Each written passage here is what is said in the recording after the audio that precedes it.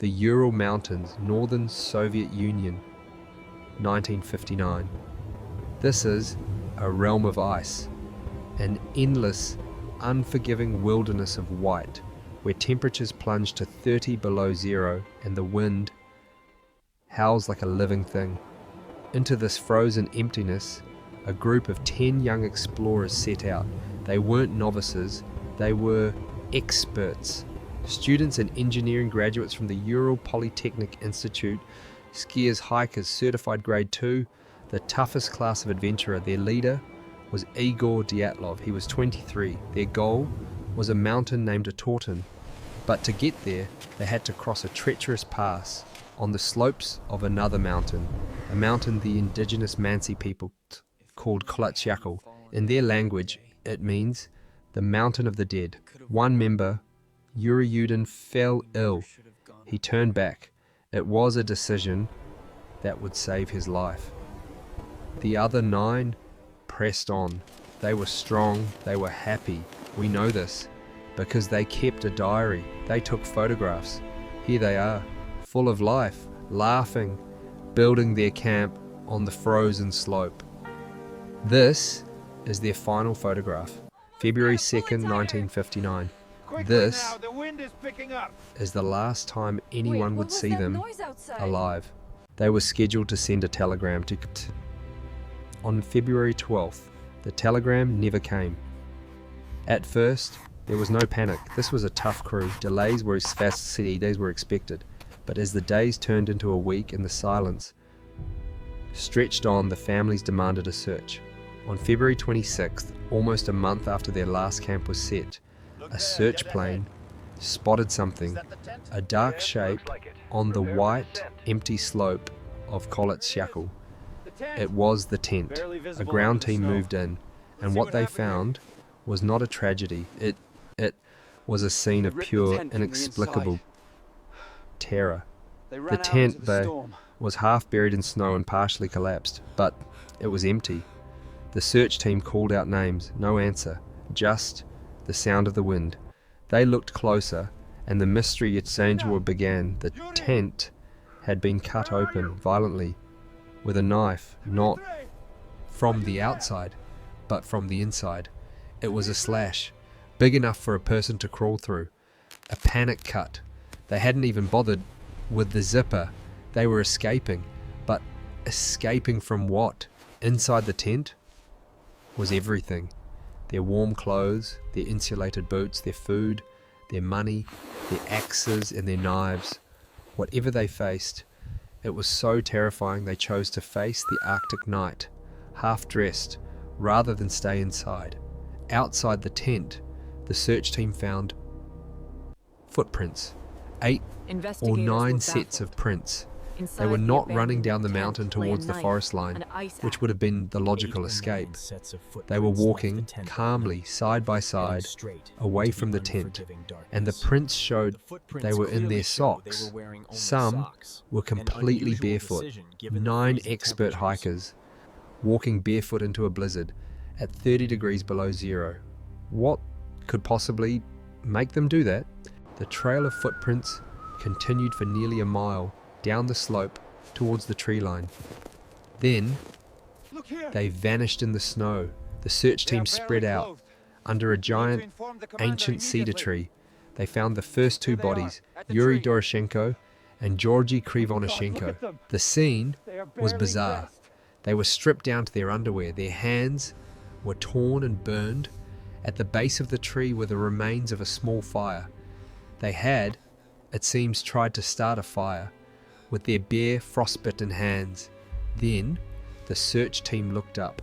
The branches of the giant cedar were broken, up to 15 feet high. Someone had tried to climb the tree. Why? To get wood for the fire? Or were they desperately scanning the dark slope, looking for the thing they had just run from? Or was something else in the tree with them? The search team pressed on. Between the cedar tree and the abandoned tent, they found 3 more bodies, spaced hundreds of yards apart. Igor Dyatlov, the leader, Zina Kolmogorova, and Rostam Slobodin. They were dressed slightly better, but not for the Arctic. Their positions were chilling. They looked like they were trying to crawl back to the tent, as if they realized that whatever was in the darkness was worse than the cold. Slobodan had a massive fractured skull. 5 bodies found, 4 were still missing. The search continued for weeks. The snow was deep, the weather brutal. As the winter dragged on, the mystery only deepened. Where were the other 4? The answer would have to wait for the spring. It would have to wait for the thaw.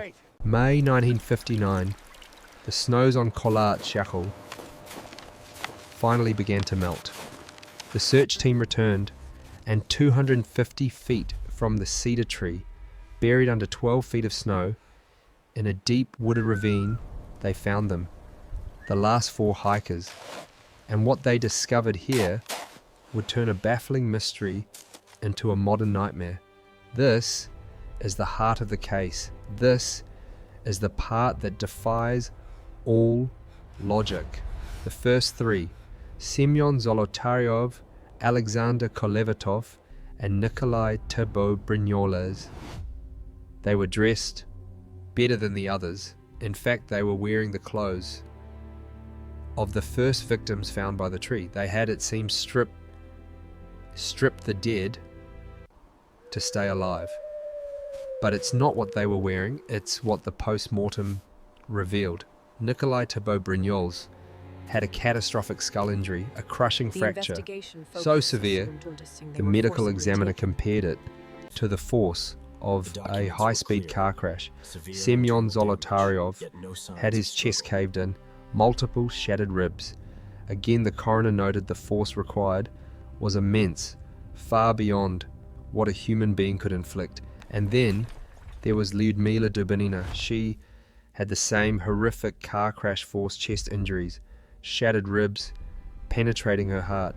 But here is the detail that has haunted investigators for 60 years.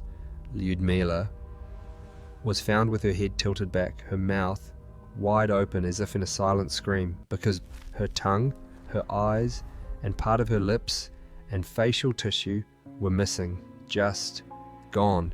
And here is the final impossible twist. All 3 of these victims, Nikolai, Semyon, and Lyudmila, with their bones shattered by an impossible force, had no external injuries, no bruising, no cuts, no soft tissue damage. It was as if they had been crushed from the inside out. And one last thing, the clothes they had scavenged, when tested later, were found to be highly radioactive. 9 dead hikers, a tent cut from the inside, a frantic escape, barefoot into the snow, unclimbable trees that were climbed, crushing car crash force injuries with no external wounds, a missing tongue, and radiation. The Soviet government needed an answer. The investigation was short and secretive. The files were classified. The area was sealed off for 3 years, and the official conclusion, the one delivered to the families, was that the 9 hikers had died from a compelling natural force. A compelling natural force is not a cause of death.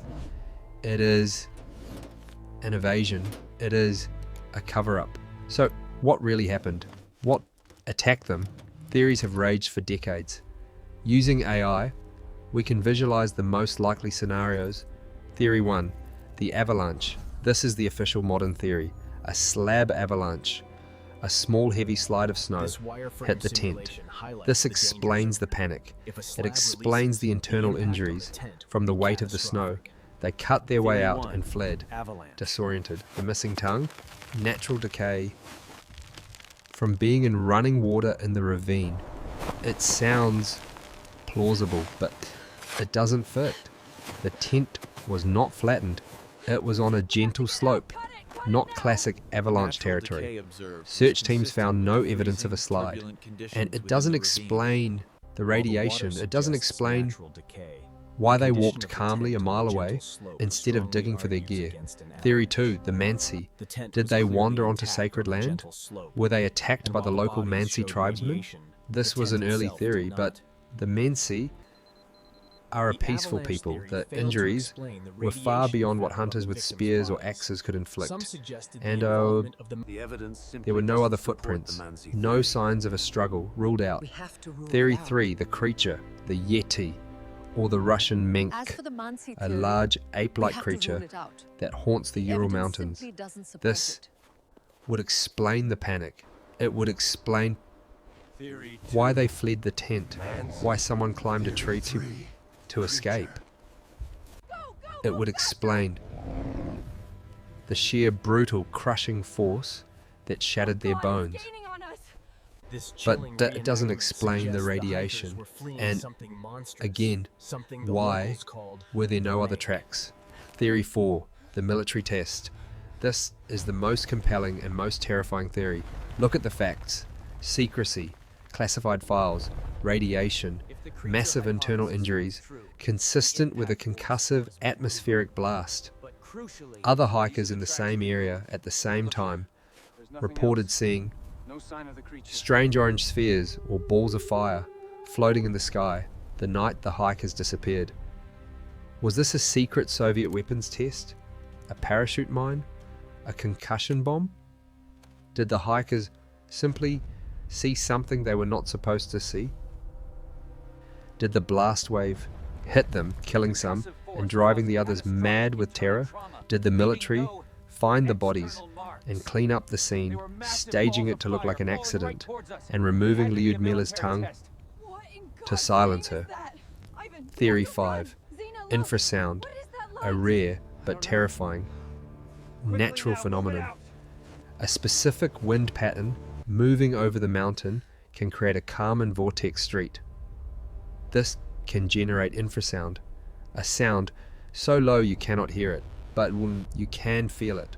Infrasound is physically known to cause nausea, shortness of breath, and a feeling foul of pure mind-numbing terror.